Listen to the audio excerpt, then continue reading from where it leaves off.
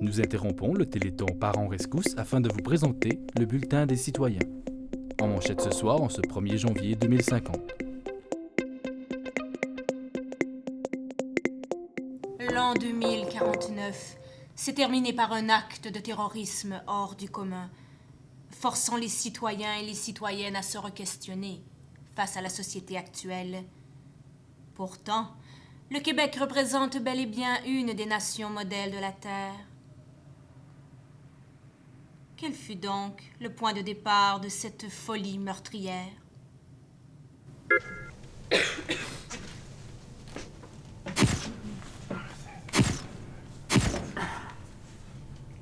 Citoyens et citoyennes, bonjour.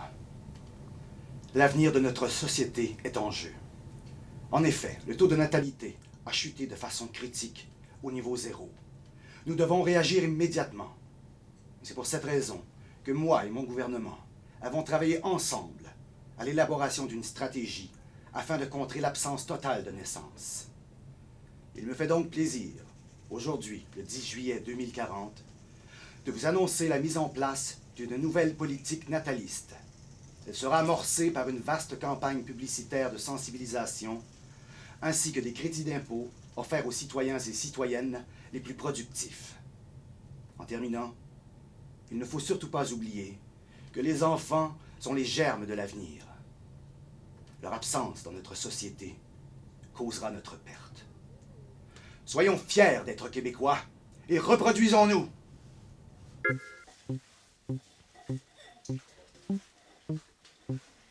J'en ai 5.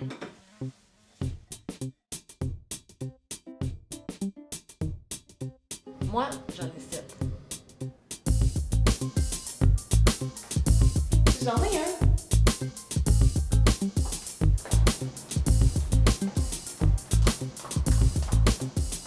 Bientôt deux.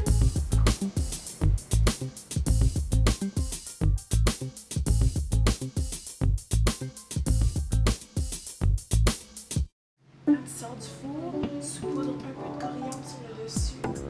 C'est fabuleux. Les enfants et ton mari vont adorer. Oh, j'en doute pas. Alors, vous êtes de retour à Parole de femme avec votre animatrice Priscilla et nos deux invités d'aujourd'hui, Julia et Camille. Alors, pour les femmes venant de se joindre à nous, nous étions justement en train de débattre de façon véhémente sur la responsabilité de la femme dans le Québec d'aujourd'hui. Alors, Julia, juste avant la pause, vous nous parliez de nos atouts en tant que femmes. Effectivement, Priscilla. Je crois que nous, les femmes, sommes les dirigeantes de la société québécoise. En effet, nous avons le pouvoir de donner la vie, ce que les hommes ne pourront jamais faire, et ainsi sauver l'espèce humaine. Comme moi, par exemple, j'en ai 3. Bravo, Julia, bravo. Je suis tout à fait d'accord avec vous. Vous êtes un exemple pour le Québec en entier, un exemple. C'est bien beau avoir ce pouvoir-là, mais personnellement, je compte pas l'utiliser avant un bon moment. Mais Camille, vous n'auriez pas à tout sacrifier. C'est pas ça le problème. Je trouve personnellement que la société d'aujourd'hui exerce une pression énorme sur la femme afin qu'elle devienne une machine reproductrice ultra performante. C'est bien beau, là, des crédits d'impôt en échange d'un flot, mais quant à moi, ça va en créer des problèmes. Alors, je crois que nous avons un problème technique. Ah, mais qu'est-ce que vous faites? Lâchez-moi! Vous êtes vraiment pas correct! Alors, J'ai le droit de dire mon nous serons de retour après cette courte pause. Alors, toi, qu'est-ce que tu me conseilles comme légumes pour aller avec les coriandres? Les brocolis, c'est un excellent choix, un choix très santé. J'ai vraiment envie de toi, Bianca. Moi aussi, Dick. Mais est-ce que ton épouse est au courant? C'est elle qui veut que j'aille répandre ma semence de vie un peu partout. Et est-ce que je fais partie de ce...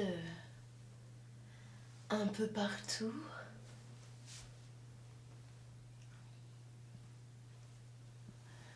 Oui, ma chérie, je veux t'ensemencer maintenant. Allez, Dick, fais-moi un enfant.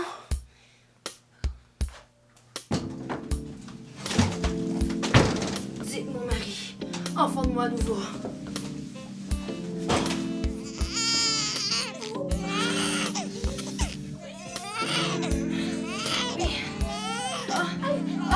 Encore!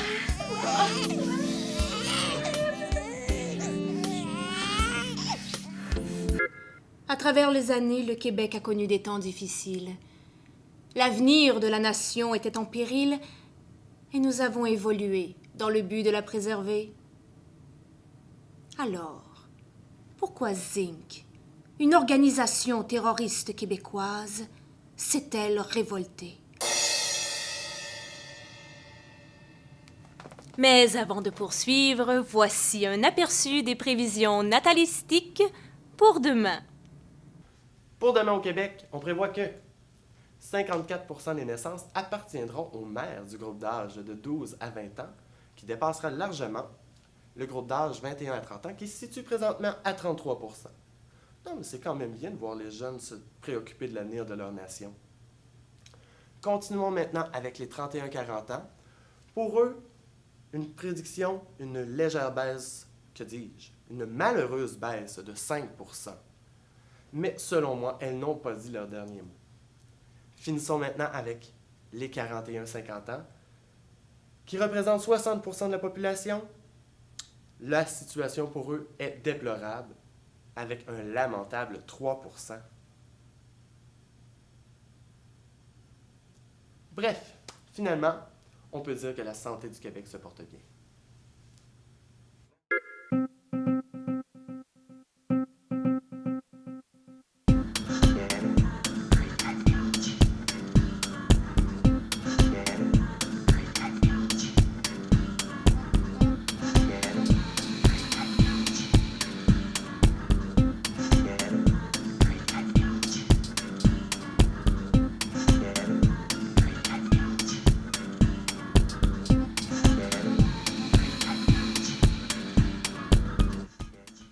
Cette semaine, je reçois une jeune adolescente de 16 ans, Edith. Je suis enceinte. Oh, toutes mes félicitations. Qui est le père? C'est mon père. Je pense que je vais me faire avorter. Attention à ce que vous dites, les téléspectateurs nous écoutent. Je suis pas prête à avoir un petit bébé, mais je l'aime tellement, mon père. Puis il serait super content que je sois enceinte. Il est tellement patriotique. Mais c'est à ma mère que je veux pas en parler. Elle va être jalouse, elle sert peu à rien depuis qu'elle est stérile. Vous savez, j'en rencontre souvent des adolescentes comme Edith ces temps-ci. Ce sont simplement des jeunes femmes ayant peur de prendre leurs responsabilités d'adultes. Et moi, je suis là pour les aider à prendre la bonne décision. Tout ça et plus encore à Histoire de Psycho.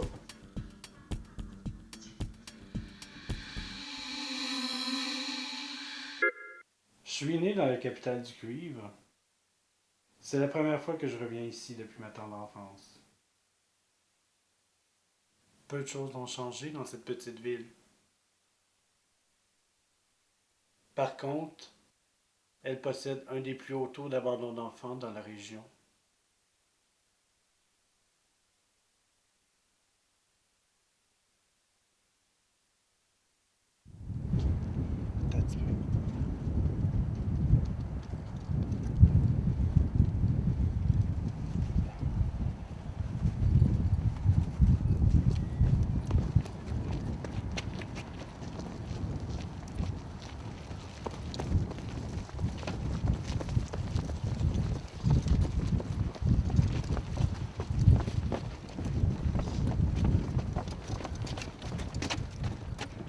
Pourquoi avez-vous tenté de jeter votre bébé à l'eau? T'es qui, toi?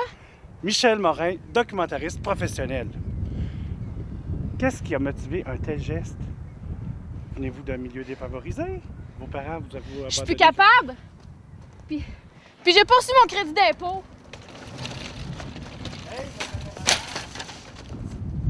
Filme le landau à la place, c'est ça qui est plus important.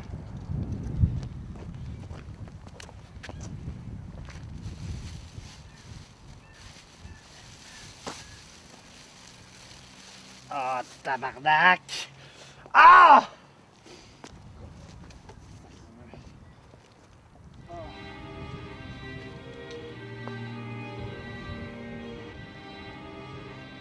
Cette jeune femme n'est malheureusement pas la seule dans son cas.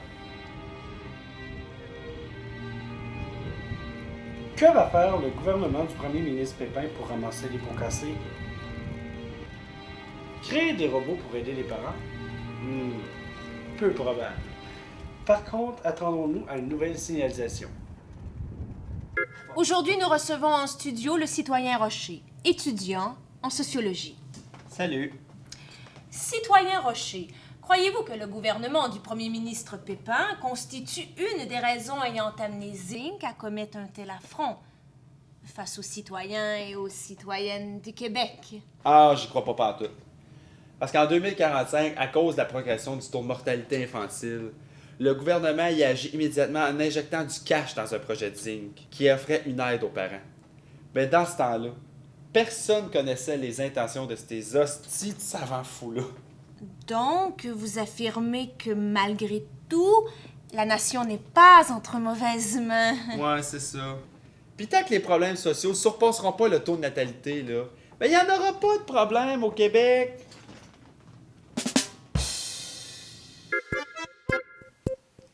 Chérie, est-ce que tu vas venir me rendre visite tout à l'heure? Oh, mais c'est tellement ennuyant depuis que j'ai endormi le petit monde. Viens donc, là, on va pouvoir s'embrasser toute la nuit.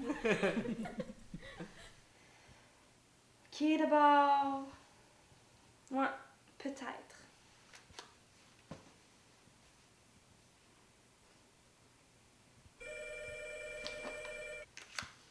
Chérie? J'ai vraiment envie de toi, Mindy.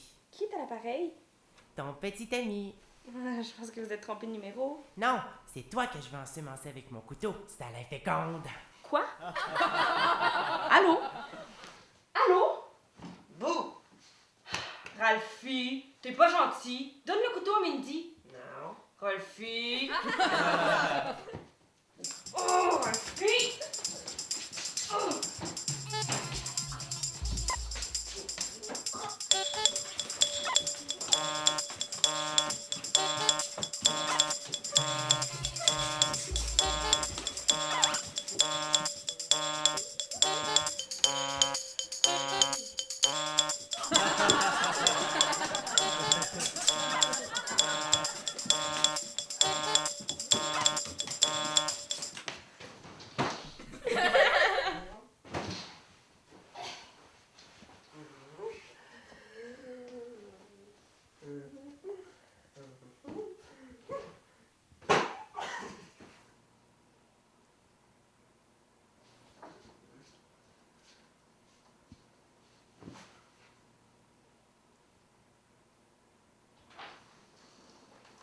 Ralphie, papa et maman sont à la maison. Oui.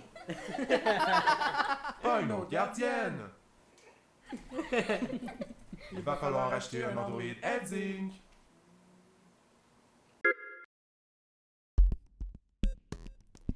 À partir des croquis que Zinc réalisa, les parties des androïdes furent conçues séparément, question de faciliter les éventuels changements ou améliorations.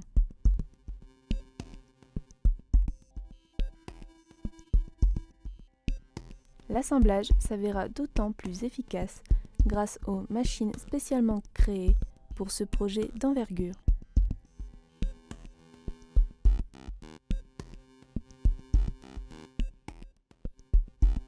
Par la suite, les androïdes furent envoyés à la salle de finition afin d'appliquer un produit les protégeant contre l'oxydation ainsi que la poussière.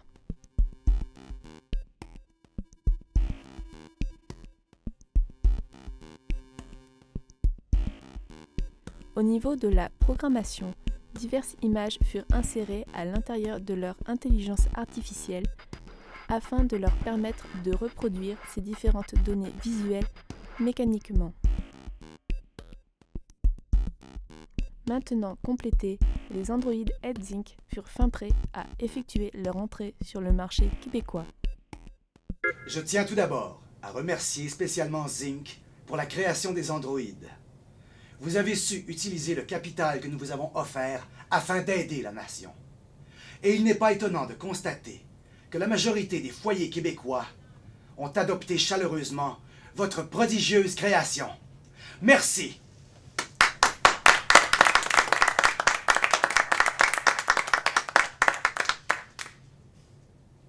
De plus, je désire mentionner que l'économie du Québec n'a jamais été aussi prolifique. Les statistiques démontrent clairement que les citoyens et citoyennes font de nombreux retours au travail et s'impliquent davantage pour le bien des entreprises nationales.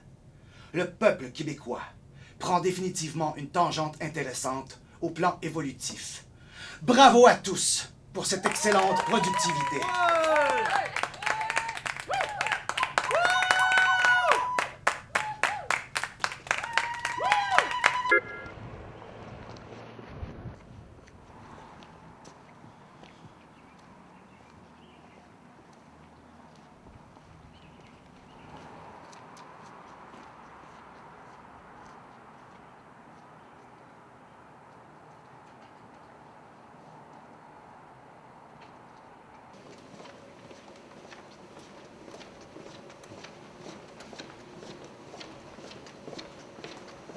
Oui, on se revoit vers 15h. Parfait. Monsieur le Premier ministre? Oui, bonjour, citoyen. Michel Morin, on avait une entrevue. Enchanté de faire votre connaissance. Merci de m'aborder un peu de votre précieux temps. Les citoyens et citoyennes vont être ravis. Monsieur le Premier ministre, j'ai suivi de très près votre carrière depuis le début de votre mandat en 2040. Et ma question est la suivante. Avez-vous des enfants? J'en ai 4. Et combien d'entre eux en ont? Aucun. Ils sont pas très patriotiques. Au contraire, mais ils sont à peine majeurs.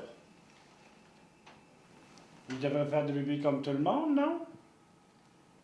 Pour le bien de la nation. Avez-vous un de ces robots qui remplace les parents à la maison? Les androïdes aident Zinc, comme l'indique le nom, aident les parents. Ils ne sont pas là pour les remplacer. C'est très important de bien faire la distinction. Et non, je n'ai pas d'androïde à la maison, j'en ai pas besoin. Je suis un excellent père. Ah bon? Mais saviez-vous qu'il n'y a pas grand monde au Québec qui a fait cette distinction? Et que des enfants sont morts, abandonnés dans les mains d'une machine? Mon gouvernement n'est aucunement responsable de ces accidents. Si vous voulez des réponses au sujet des prix techniques des androïdes, allez voir leur créateur. Par contre, je peux vous dire que Zinc a décidé de tous les rapatrier pour effectuer des réparations majeures. Donc, ça devrait régler la situation. Si j'étais vous, là, je préparerais immédiatement une politique parentaliste. C'est plus les germes de l'avenir qui sont en voie de disparition, cher Premier ministre, mais bel et bien ceux qui les ont semés.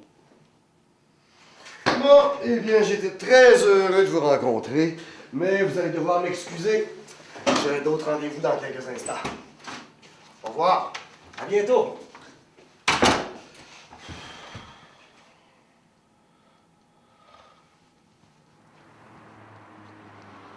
Parfois, je me demande si ça serait pas mieux d'inventer des robots pour élever les enfants à la place des parents.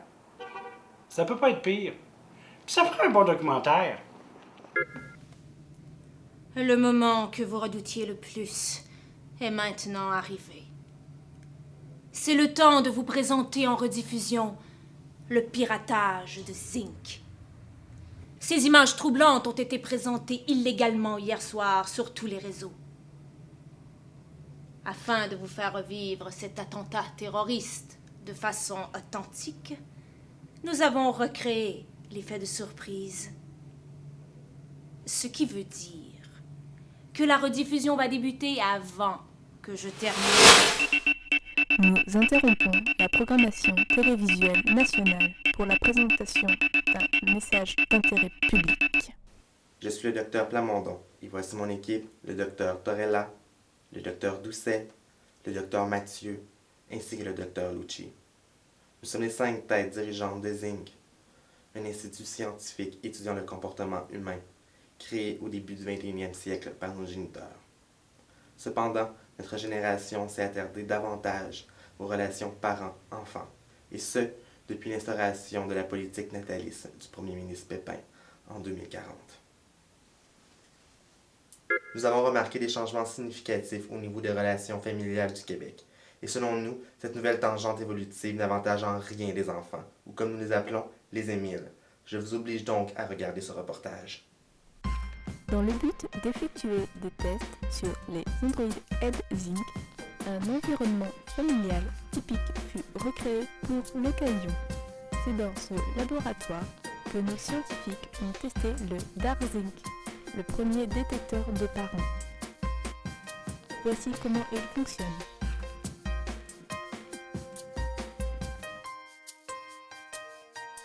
Grâce aux senseurs présents au niveau des yeux, l'androïde peut identifier un parent et ainsi envoyer un signal d'alerte à nos chercheurs afin de les informer de leur absence auprès de leurs enfants.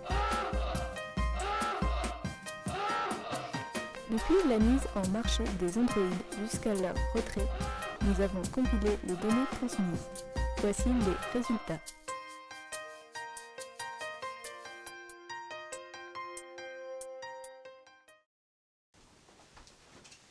Les dernières données recueillies furent alarmantes pour nous tous. Nous avions créé les androïdes Ed-Zinc dans le but d'offrir un soutien aux parents en détresse. Malheureusement, ils ont été surexploités et les conséquences furent tragiques. Je cède donc la parole à Dr Doucet.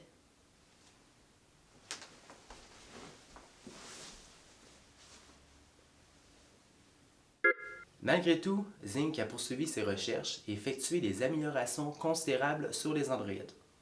Alors, chers citoyens et citoyennes du Québec, il me fait un grand plaisir de vous annoncer que les nouveaux androïdes tuteurs Zinc seront de retour auprès de vos enfants d'ici quelques minutes.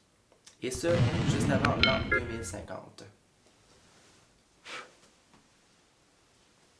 Si l'un des membres de votre famille vient de disparaître, restez à l'écoute et nous expliquerons le tout d'ici quelques instants. Je cède maintenant la parole à Dr Mathieu. Ces nouveaux androïdes auront pour mission de demeurer auprès des Émiles et de les soutenir tout au long de leur croissance. Il nous apparaît évident que plus personne n'est prêt à se sacrifier pour le bien des enfants, ce qui signifie pour nous la fin de la nation. À travers nos nombreuses observations de la société, nous avons déduit que désormais, les parents n'existaient plus. Et vous nous confirmez davantage cette thèse à l'approche de 2050. Lors de vos longues absences, chers géniteurs, les androïdes Ed-Zinc ont administré à vos enfants un antidote contre le virus mortel Solution Zinc que nous avons relâché depuis le début de cette transmission. C'est le temps d'une purification d'ordre national. Tous les adultes, sans exception, seront réduits en... Protégeant ainsi le peu d'innocence qui nous reste. En 2050, c'est le début d'une nouvelle évolution. Donnons une meilleure chance aux enfants de grandir en nous sacrifiant pour eux. Et vous, chers Émiles, vous faites maintenant partie de la génération Zinc. Accueillez vos nouveaux tuteurs à bras ouverts. Vous n'aurez jamais connu présence aussi chaleureuse. À bientôt.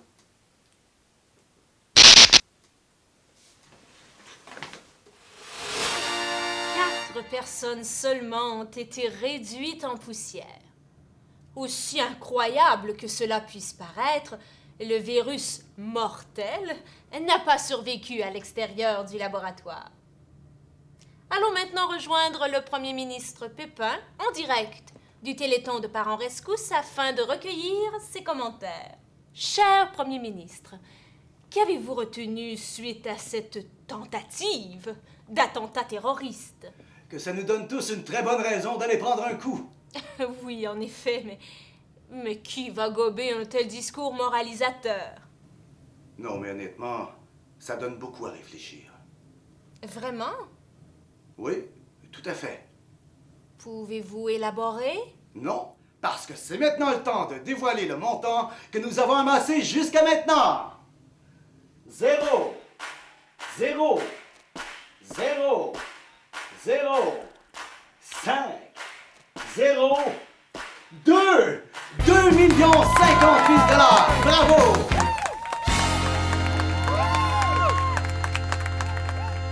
Et grâce à cette somme considérable, tous les foyers du Québec seront entre bonnes mains.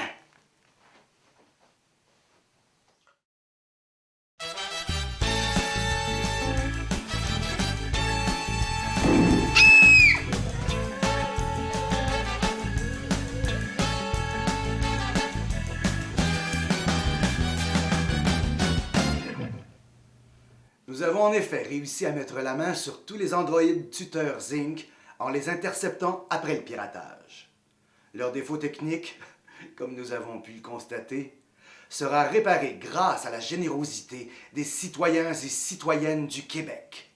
Désormais, tous les foyers, y compris les moins fortunés, pourront maintenant en profiter, au plus grand plaisir des parents. Mais surtout des enfants. Aussi. Eh bien, je vous remercie pour cette bonne nouvelle, cher Premier ministre. C'est moi qui vous remercie.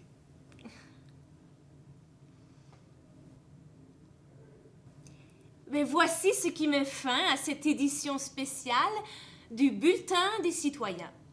Après la pause, nous serons de retour en direct du Téléthon de Parents Rescousse. Restez des nôtres.